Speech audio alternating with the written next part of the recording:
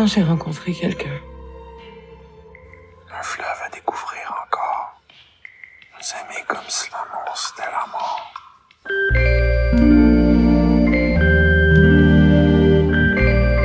Ben oui, absolument, parce que en fait, j'y pense et j'y pense pas. Donc, j'essaie d'être quand même assez libre dans ma création et me dire que mon regard il est unique et que j'ai pas à m'insérer dans un mouvement quelconque, mais évidemment que ça fait partie de mon historique et de mon envie de montrer, particulièrement dans ce film-là, de montrer le désir féminin, donc dans l'intime, dans quelque chose qu'on a peut-être moins eu l'occasion de voir à travers les années, à travers les âges dans le cinéma.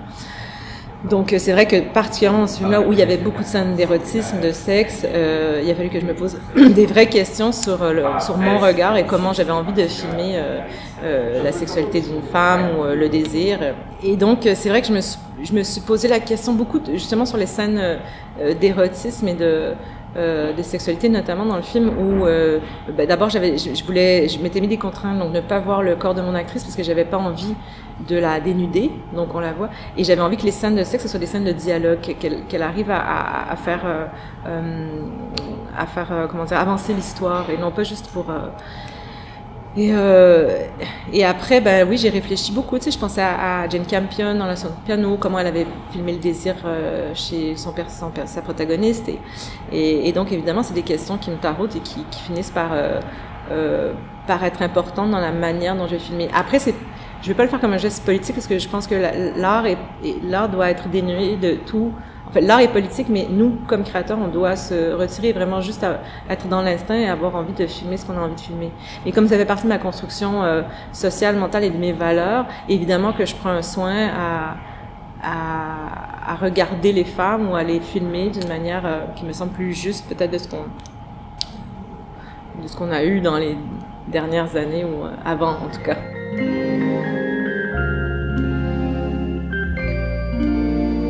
Je pense que l'humour, c'est toujours une belle manière de déconstruire les choses parce que quand on rit ensemble, c'est une manière douce de réfléchir ensemble. C'est-à-dire que si une communauté rit, c'est qu'elle regarde ses travers et qu'elle les reconnaît. Donc après, je trouve que ça permet un dialogue qui est plus vaste et plus délicat que si on est plus dans l'agressivité. Après, je comprends qu'on peut avoir des combats où on est dans l'agressivité. Moi, je viens d'une nation où aussi le féminisme il est quand même digéré, c'est-à-dire que il fait partie de la vie et les gens ne se gênent pas de dire on est féministe, les hommes comme les femmes, de croire en l'égalité des chances, des genres, et d'accepter aussi les nouveaux paradigmes de genre. Donc, c'est vrai que c'est peut-être plus facile pour moi d'aborder ces sujets-là et de les libérer, ou en tout cas de libérer cette parole-là. Et c'est vrai que l'humour, ben, ça fait partie d'une manière d'aborder des sujets avec peut-être quelque chose qui est plus digeste que si j'étais que dans une forme de hargne ou de violence dans mes propos.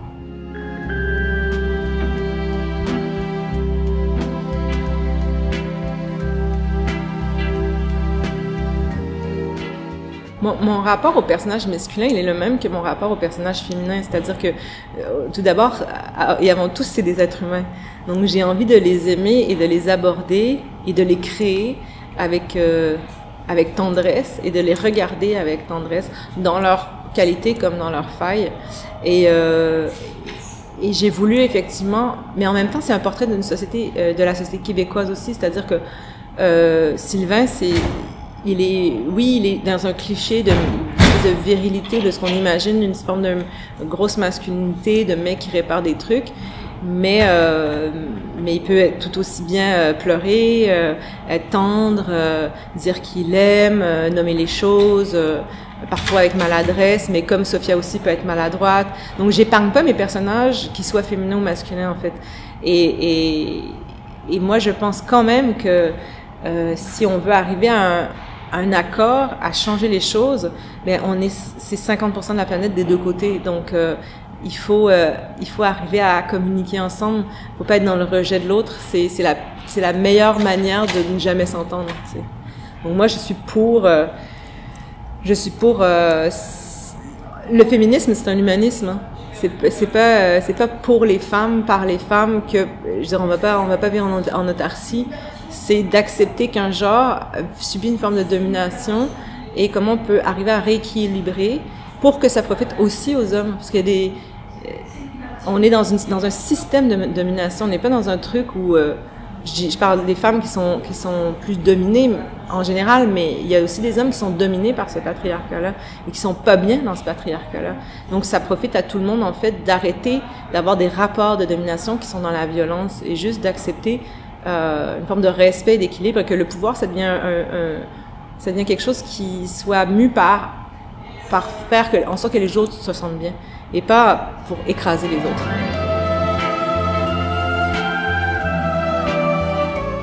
Et Sam comme Sylvain, il est écrit aussi pour déconstruire un système. C'est-à-dire que je prends les codes du film romantique, l'homme, la femme, mais j'ai remarqué que dans les films de romance, dans les comédies romantiques, il y a quand même un dénigrement souvent du genre féminin. Par exemple, on pense à Bridget Jones, ou on pense à Sex and the City, ou tout ça, ce sont des femmes qui courent après des hommes qui sont quand même toxiques. Et toute notre psyché et notre littérature, qu'on pense à Belle du Seigneur, elle est créée dans ces espèces de rapports de passionnelle toxicité où les femmes en pâtissent quand même beaucoup plus que les hommes. Donc, j'ai eu envie aussi de créer un film où, au départ, on a l'impression on comprend le code, on rentre dans le système, mais on se dit, OK, d'abord, c'est pas un couple toxique, Sylvain et Sophia, c'est des gens qui ont du mal à se comprendre, mais il n'y a pas de réelle toxicité entre eux, ni avec Xavier, par exemple.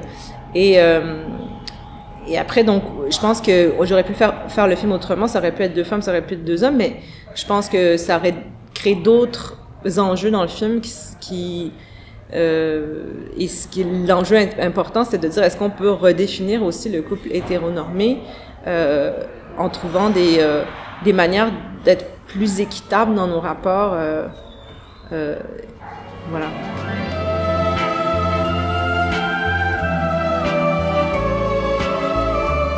Ben moi, j'ai débuté vraiment ma carrière professionnelle en 2005, donc ça fait presque 20 ans. Et je pense qu'on était à cette époque-là encore on avait des rapports qui étaient moins problématiques en France, mais qui étaient quand même problématiques dans la manière dont on traitait les jeunes femmes, dans la manière, par exemple, et ce qui est encore le cas, un peu moins, mais je trouve quand même, et moi j'ai aussi vécu ça, c'est que par exemple, souvent on va faire des couples, par exemple dans les séries télé, où l'acteur il a genre 45 ans et l'actrice elle en a 25, et ou dans les films, j'ai vu un film dernièrement encore au Québec où c'est un peu la même chose, sans que ce soit un problème, tu sais. Pour moi c'est un vrai problème, parce que d'abord c'est pas anodin d'être avec quelqu'un qui a 20 ans de plus, et si on perpétue encore cette image de l'homme qui a 20 ans de plus que la femme, il y a quand même un rapport d'ascendant, ça veut dire aussi qu'une actrice de l'âge de l'acteur, on peut pas imaginer qu'ils sont en couple ensemble, il faut que la fille soit jeune et jolie, alors qu'on se poserait vraiment la question dans l'inverse, c'est-à-dire que si c'était le personnage avait 45, le féminin, puis que l'acteur aurait 25, là on se dirait, ah mais... Donc ça reste quand même pour moi certains problèmes. Après, au quotidien maintenant, je pense que les gens sont quand même très respectueux avec MeToo, tout ça. Au Québec, on a quand même digéré beaucoup les enjeux sur ça. Donc je pense que ce serait très difficile pour quelqu'un aujourd'hui qui se fait call out, comme on dit, ou qui se fait de vraiment que ça passe crème, tu sais. Et je pense que... Et puis en France, ça reste encore quand même, on est quand même encore dans le doute de la parole de la femme, oui, mais les femmes, elles font ça, mais il y en a beaucoup qui font ça pour avoir du fame, ou tu sais, je l'ai entendu par rapport à Depardieu sur la jeune fille, mais je dis toujours aux gens, mais comment vous voulez imaginer que quelqu'un veut rentrer dans le cercle médiatique en se positionnant en victime, tu sais, c'est tellement une position inconfortable et désagréable, tu sais, pour elle, d'abord c'est un courage d'avoir fait ça, puis aussi, ça va rien lui apporter de plus, hein, à cette fille. Au contraire, ça peut peut-être même mettre en jeu toute la suite de sa carrière. Donc, il y a encore, je trouve, c'est le doute sur la parole des femmes, quand même présent, ici ou ailleurs, mais en tout cas, voilà.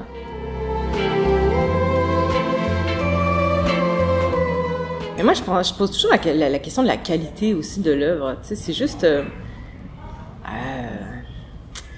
suis pas à remettre en question les derniers films de Polanski puis Woody Allen, mais franchement, tout le monde les trouve nazes. Donc, c'est juste... il paraît que le film en tout cas, je sais pas si vraiment le film de Luc Besson, Barbera l'a adoré, mais il est planté par la critique. Tout le monde trouve que c'est nul. Donc moi, c'est plus cette question-là que je me pose. Je me dis vraiment, est-ce qu'on a besoin... alors, c'est là où je questionne un petit peu Moi, personnellement, j'ai pas envie d'aller voir les œuvres de ces gens-là. C'est mon choix. Si les autres veulent le voir, c'est leur truc. Et je dis toujours la même chose, par exemple, avec Woody Allen, dont j'ai été extrêmement fan dans ma vie. Je me dis, moi, j'ai plus envie de participer au pouvoir de cet homme-là. C'est-à-dire que le jour où il va mourir, là, je pourrais revoir ses œuvres, je pourrais... parce qu'il aura plus de pouvoir. J'appelle ça le pouvoir de l'émotion, en fait, ou le pouvoir affectif que portent les artistes sur les spectateurs. C'est qu'à un moment donné, quand on donne trop de pouvoir affectif, parce qu'on les laisse proliférer dans leurs œuvres, en fait, plus le pouvoir affectif est large, moins on va adhérer à l'idée que ces gens-là pourraient commettre du mal, ou en tout cas, on accepte n'importe quel comportement au nom du génie, un peu dont je parlais. Et c'est un peu ce qui se produit en ce moment, c'est qu'il y a une espèce c'est qu'ils ont le droit de tout faire. C'est ce que ça me dit, en fait. C'est ça que ça me donne comme message à Venise, c'est de dire,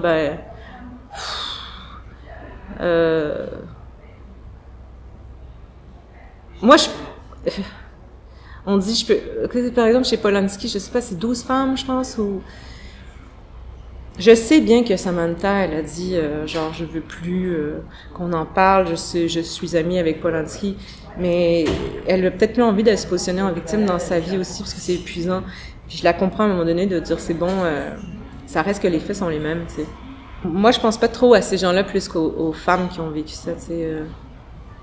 J'ai juste pas envie je trouve que c'est tellement violent pour elles, de voir les gens qui les ont potentiellement abusés continuer de rayonner dans la sphère médiatique. Après, moi, je participe au festival. Tu sais, par exemple, je suis allée au Festival de Cannes aussi.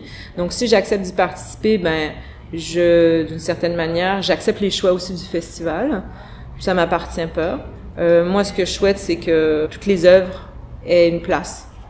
Donc, comme moi qui ai une parole, qui a une certaine manière de voir les choses et des valeurs, elles peuvent coexister avec une parole qui est remise en question aujourd'hui dans la société. Tu sais, puis comment on peut avoir un dialogue, disons, avec toutes ces paroles. Donc pour eux, ce qu'on appelle la cancel culture aujourd'hui, c'est pas une bonne solution. Pour eux? Oui.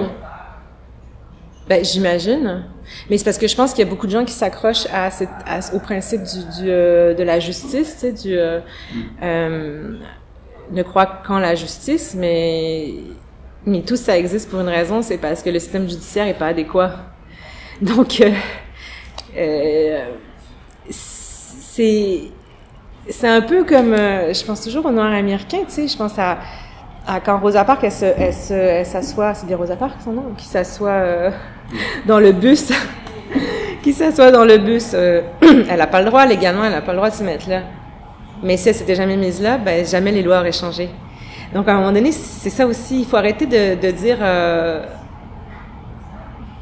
Tu sais, je pense que si ça dérange autant, c'est qu'il y a quand même des choses à changer. Si ça dérange autant, c'est qu'il y a des gens qui se sentent menacés dans leur pouvoir, tu sais. Et puis tant que le système judiciaire il bougera pas puis il sera pas adéquat, les gens vont continuer à dénoncer publiquement. C'est tout.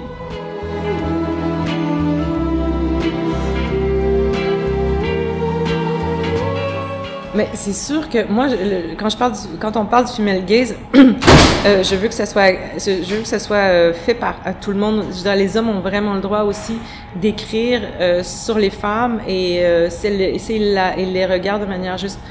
Il y a une petite nuance quand même, c'est que nous, les femmes, on a eu accès à l'intimité des hommes depuis des millénaires, parce que les hommes ont écrit sur les hommes et les hommes ont fantasmé les femmes. Donc, c'est juste que la nuance, c'est que je trouve que quand les femmes écrivent sur les hommes, elles ont quand même plus d'acuité parce qu'elles ont plus d'éléments sur lesquels elles peuvent s'accrocher. Alors que les hommes, je trouve qu'ils s'intéressent pas beaucoup à nos secrets, tu sais. Demandez autour de vous, la majorité des hommes, même les mecs les plus ouverts, hein, ils savent même pas c'est quoi un cycle menstruel. Ils sont même pas capables de dire comment ça se passe, c'est quoi le cycle, qu'est-ce qui se passe à l'ovulation, qu'est-ce que c'est l'ovulation, tu sais. Donc c'est encore beaucoup de chemin à faire. Ouais. Après, ça n'empêche pas que Trier a fait un film très beau, un portrait de femme. La différence avec mon film, c'est que mon personnage, il a 40 et le personnage de Julie, elle en a 30. Donc, les enjeux, ils sont pas les mêmes sur la féminité, voilà. Puis, il y a quelque chose, parce que le titre en anglais, c'est « The Worst Person in the World ». Et donc, ça réfère quand même à un jugement de ses agissements, tu sais. Je sais pas comment dire. En même temps, je pense que c'est ironique, c'est de dire si un homme agirait comme ça, on l'excuserait, alors que si c'est une femme, on dit que c'est une personne qui est mauvaise, je sais pas. Il y a de ça aussi, mais apparemment, n'empêche, c'est une expression qu'ils utilisent souvent. En fait, c'est un jugement qu'ils portent sur eux-mêmes. Mais qu'en gros, oui, quand ils font des actions qu'ils considèrent comme mauvaises, c'est une expression qu'ils reprennent souvent pour dire que c'est les pires personnes du monde, alors que pas forcément. Mais non, mais j'aime le film, puis je suis contente qu'il existe. Puis c'est vrai qu'on en avait parlé. Après, je trouve que les enjeux sont quand même différents dans le film. Quand une femme a 40 ans puis qu'elle en a 30, c'est vraiment les... Mais voilà. Mais je pense que tout à fait que les hommes sont vraiment en capacité quand même, s'ils s'intéressent un peu à écrire. Puis je pense que Joachim a beaucoup parlé aussi avec sa femme, ils se sont quand même référés à d'autres femmes, à des femmes pour écrire, donc voilà.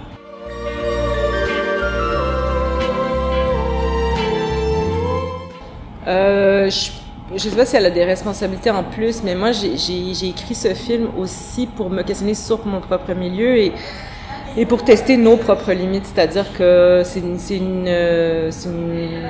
un milieu qui a des codes comme tous les milieux, et dans ce milieu-là, de ces codes-là, qui est la gauche bourgeoise, c'est l'immigration, c'est bien, il faut que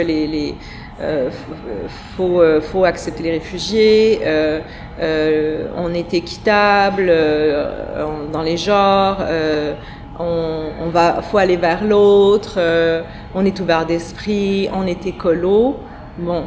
Et après, dans la pratique, est-ce que vraiment on est quand on arrive face aux situations, est-ce qu'on est autant? Moi, je pense qu'on est quand même un peu pourri par notre système, tu sais, qu'on se définit par nos discours, mais que dans le concret, c'est plus compliqué, tu sais. Donc, c'est plus un questionnement que je porte envers mon milieu. Moi, j'essaie de me confronter. Et après, si ça pose des questions aux autres, c'est bien. Mais je sais aussi que c'est mon public. Tu sais, j'espère bien que toutes sortes de milieux vont aller voir mon film. Mais je pense quand même que je pose des questions, voilà, aux gens qui me ressemblent aussi.